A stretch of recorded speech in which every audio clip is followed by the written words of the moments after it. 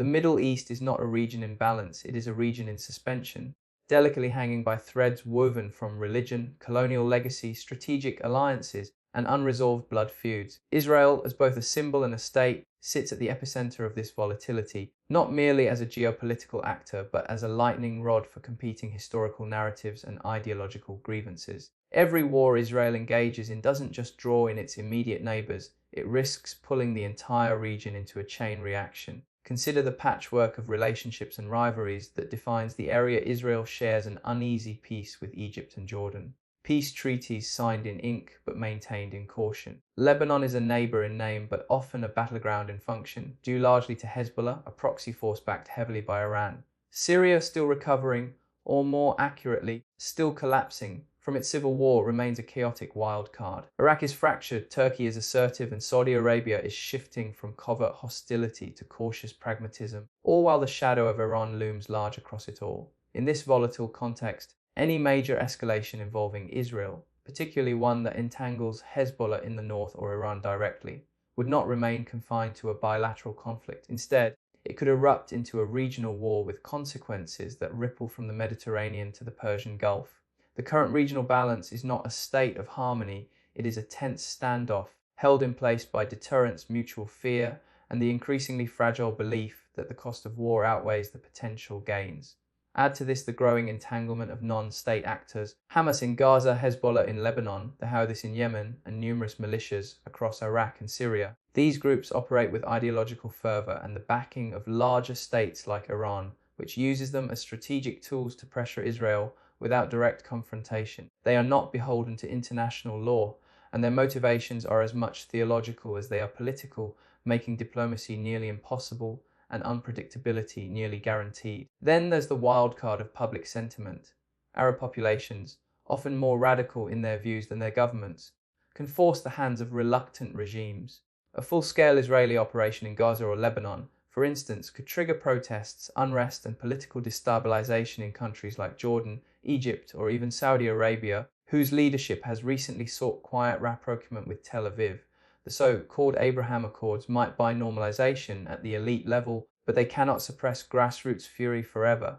And overlaying all of this is the American presence, or increasingly its perceived retreat. The United States has long acted as a stabilizing force, whether through direct military deterrence, arms sales, or diplomatic pressure. But Washington's pivot toward Asia and growing domestic exhaustion with Middle Eastern entanglements signal a shift. This vacuum invites new power plays from Russia, which already maintains a military footprint in Syria, and China, which offers economic incentives in place of ideology, quietly stitching influence through trade and infrastructure projects. Israel's military prowess is undeniable. It is technologically sophisticated, deeply funded, and ruthlessly efficient. From the Iron Dome to cutting-edge cyber warfare capabilities, from elite intelligence units like Mossad and Unit 8200 to a well-trained and highly mobilized citizen soldier army, Israel's defense architecture is among the most advanced in the world. The state has embedded preparedness into the very structure of its society, where military service is compulsory and national security is not an abstract policy priority, but a lived reality. This dominance isn't accidental. It was forged through existential necessity. Since its founding in 1948, Israel has fought multiple full-scale wars and countless smaller conflicts, incursions and operations. Surrounded by adversaries and often lacking strategic depth, Israel developed a doctrine of swift, overwhelming force, preemptive strikes, and deterrence by reputation. Its military victories are studied in war colleges around the world, and its intelligence successes are the stuff of international legend. To survive, Israel became the hammer, and has remained so. But while the steel of Israeli military power remains polished, the moral core of its society is showing cracks. Generations have now lived under the shadow of war, terror alerts, rocket sirens, and constant mobilization. Every young adult goes through the military. Every family has someone in uniform. The emotional toll of continuous conflict is cumulative. War becomes routine. Defense becomes a mindset. Suspicion becomes policy. And eventually, fatigue becomes culture. Moral exhaustion doesn't announce itself with headlines. It creeps in through apathy, disillusionment, and emotional numbing. It's visible in the protests that fill Tel Aviv's streets, not just over judicial reforms or political corruption, but over the nature of the state itself. What it stands for, what it's becoming, and what price is being paid to sustain its security narrative. There is a generation of Israelis growing up more connected to global values than nationalist dogma, asking questions that have no simple military answers. Moreover, the psychological burden of occupation and blockade weighs heavily. Israel's military is not just defending its borders, it is managing millions of Palestinians in Gaza and the West Bank through a matrix of checkpoints, airstrikes, security raids, and surveillance. Even for those who support these measures as security necessities, there is an unease, an awareness that perpetual domination over another people exacts a cost on both sides. Israeli soldiers return from these duties not only with combat experience, but with scars, some visible, many not. This moral exhaustion is further inflamed by the perception of a world turning against Israel. International criticism, boycotts, and accusations of apartheid or war crimes create a sense of isolation and defensive nationalism. For many Israelis, it feels like they're damned if they do and damned if they don't. Condemned for using force, endangered if they don't. It breeds a kind of defiant wariness, where the nation continues to arm itself, even as it wonders quietly what the long-term endgame might be. Victory in battle does not equate to peace in society. Military dominance can suppress threats, but cannot dissolve existential anxiety. Hostile neighbors, terror groups, and regional powers committed to its destruction. These threats are real, persistent, and evolving. But beneath the surface of military readiness and diplomatic maneuvering lies another, more insidious. Israel's security narrative has long been framed around external threats, danger, the fragmentation from within.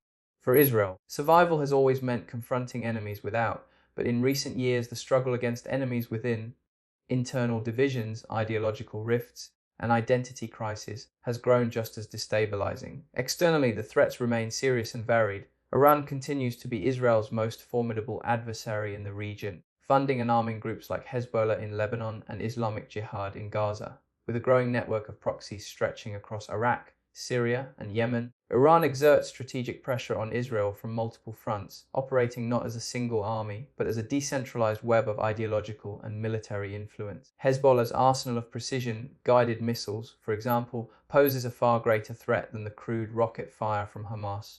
And should a wider conflict break out, Israel could find itself confronting simultaneous offensives from the north, south, and even cyber domains. But these external enemies, as threatening as they are, often serve to unite the Israeli public, at least temporarily. It's the internal fragmentation that may prove harder to counter, because it cuts through the fabric of society itself. The most glaring divide is between secular and religious Jews. As the ultra-Orthodox population grows rapidly, so too does its political power and social influence. These communities, often exempt from military service and heavily reliant on state subsidies, generate resentment among secular Israelis who carry the weight of both defense and economy. There is also a growing tension between Jewish Israelis and Arab citizens of Israel, who make up about 20% of the population. Despite formal citizenship, many Arab Israelis experience systemic inequality, social exclusion, and political marginalization. Episodes of communal violence, like those seen in mixed cities such as Lod and Acre during recent flare-ups, reveal the fragility of coexistence. The line between citizen and suspect becomes thin in times of crisis, and mutual distrust hardens. The ideological split between right-wing nationalists and the left-wing liberal bloc has also deepened dramatically. Questions about settlement, judicial reform, the nature of democracy, and the vision of Israel as a Jewish democratic state are no longer academic. They provoke mass protests, coalition collapses, and, in some cases, violence. The assassination of Yitzhak Rabin in 1995 by a Jewish extremist was not a historical aberration, it was a warning flare. The possibility of civil conflict, once unthinkable, is now discussed openly. Further complicating the internal picture is the issue of military obedience. As divisions grow, cracks are appearing even in the traditionally unified security establishment. Recent refusals by Air Force reservists and elite units to serve under certain political conditions have raised alarm bells. When the army, the central pillar of Israeli society, begins to fracture along political lines, the notion of national unity becomes deeply compromised. The enemies without still launch rockets, build tunnels, and issue threats, but the enemies within speak the same language, hold the same passports, and sit at the same Shabbat tables for decades. Israel has relied on a tightly knit web of alliances, most prominently with the United States, to secure its position in an increasingly hostile region. These alliances have been diplomatic lifelines, military umbrellas, and sources of both economic and technological strength. American support, in particular, has been unwavering in both rhetoric and resources. Billions in annual military aid, access to cutting-edge defense systems, and consistent diplomatic shielding at international bodies like the UN have allowed Israel to maintain its military edge and global legitimacy. The US is not just an ally, it is a strategic partner embedded in the architecture of Israel's national security doctrine. But even the most powerful alliances are not immune to shifts in politics, public opinion, and global power dynamics. In the United States, support for Israel used to be a bipartisan cornerstone. Today, it's a dividing line. While older generations and traditional political elites still favor strong ties with Israel, younger Americans, progressive Democrats, and growing portions of minority communities are increasingly critical of Israeli policies, particularly with regard to the occupation, treatment of Palestinians, and right-wing governance. This erosion of unconditional support is not just theoretical, it is already influencing congressional debates, university campuses, and the wider cultural zeitgeist. Furthermore, the geopolitical value proposition of Israel to the US has subtly changed. During the Cold War, Israel was a bulwark against Soviet-aligned Arab states. In the post-9/11 era, it was framed as a fellow democracy in the fight against Islamist extremism. But as America's strategic focus shifts toward China and the Indo-Pacific, the Middle East is no longer the centerpiece of US foreign policy.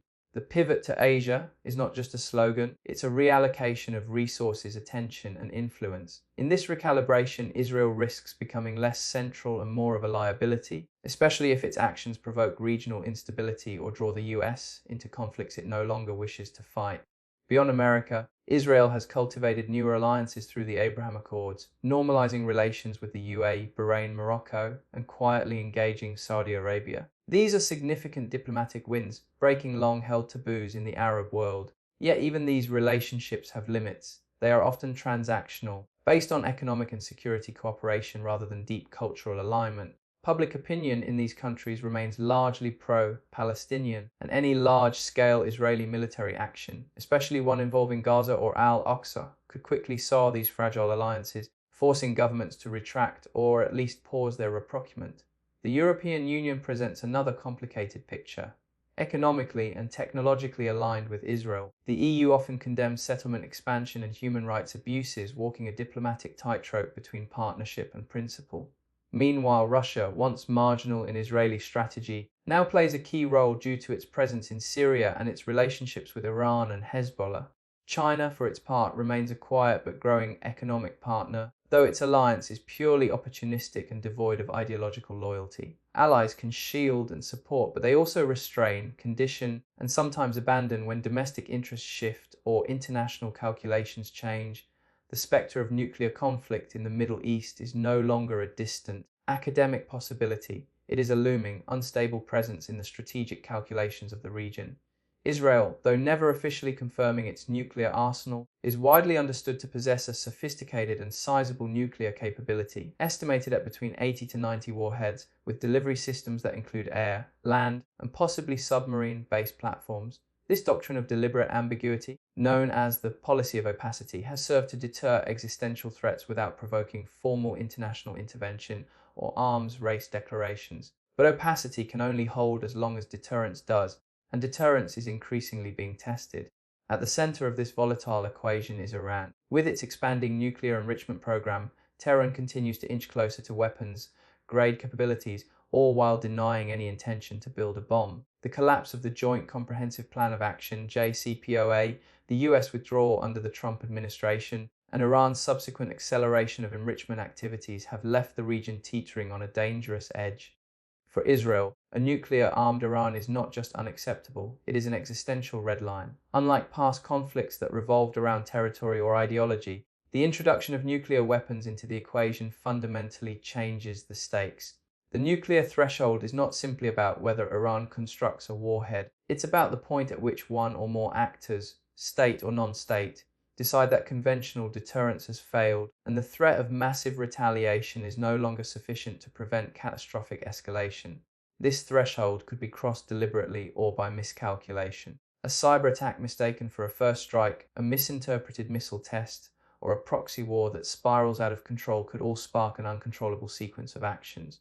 The Middle East, with its history of quick escalations and mutual suspicion, is particularly susceptible to this kind of flashpoint. Israel's military planners have long prepared for the possibility of a doomsday scenario, in which the nation faces coordinated attacks from multiple fronts and is forced to contemplate the use of its nuclear arsenal as a final measure of survival. While this scenario remains remote, it is not unthinkable. The very existence of a nuclear option influences how Israel conducts its conventional operations, how it responds to missile threats, and how it postures diplomatically. It adds a layer of high-stakes psychology to every conflict, a silent backdrop that influences both restraint and aggression. There is also the question of second and third order effects. Or Israel ever to use, or even be perceived as preparing to use, nuclear weapons, the regional and global reaction would be immediate and severe. Alliances would fracture, international condemnation would be universal, and global non-proliferation norms would likely collapse. Other regional powers, such as Saudi Arabia or Turkey, might feel compelled to pursue their own nuclear capabilities, triggering a cascade of proliferation in one of the world's most unstable regions. Furthermore, the risk of nuclear materials falling into the hands of non-state actors adds another layer of complexity. Groups like Hezbollah or even more radical jihadist organizations might not seek statehood, but they could seek a nuclear device, not as a deterrent, but as a weapon of apocalyptic ideology. The Israeli-Palestinian conflict, and by extension Israel's broader regional entanglements, exists in a binary that has grown increasingly stark: apocalypse or peace. These are not merely rhetorical extremes, they are tangible trajectories. On one side lies a future defined by endless war, societal collapse, regional conflagration, and possibly existential destruction. On the other, a path marked by compromise, reconciliation, and the immensely difficult work of coexistence. The choice seems obvious, yet history shows that nations do not always act in their best interests, especially when fear, trauma, ideology, and vengeance sit at the controls. The apocalyptic path is not theoretical. One need only look at the cycles of violence over the past few decades. Intifadas, wars in Gaza, the Lebanon conflict, knife attacks, suicide bombings, airstrikes, assassinations, to see a pattern of escalation that offers no endpoint, only repetition. Each round of violence reinforces the belief on all sides that the other is incapable of peace. Civilian deaths become statistics. Destruction becomes routine. Every funeral becomes a recruiting poster. Each retaliatory strike plants the seed for the next one. In this logic of vengeance, the endgame is not victory, but mutual ruin. What makes the threat of apocalypse especially potent in the Israeli context is its deeply emotional and spiritual charge. For many Jews, the modern state of Israel represents not just a homeland, but the last safeguard against historical annihilation, a bulwark against centuries of exile, pogroms, and genocide. This existential awareness is etched into the Israeli psyche, just as Palestinian displacement, loss, and humiliation are etched into theirs. Each side holds a vision of redemption that, in its most hardened form, excludes the other. When nationalism becomes messianic, peace becomes betrayal. And yet the alternative, peace, is not an illusion. It has happened, if unevenly and incompletely. Israel has peace treaties with Egypt and Jordan. It has normalized relations with several Arab states under the Abraham Accords. These agreements show that transformation is possible, not through love or ideological alignment, but through interest, realism, and fatigue.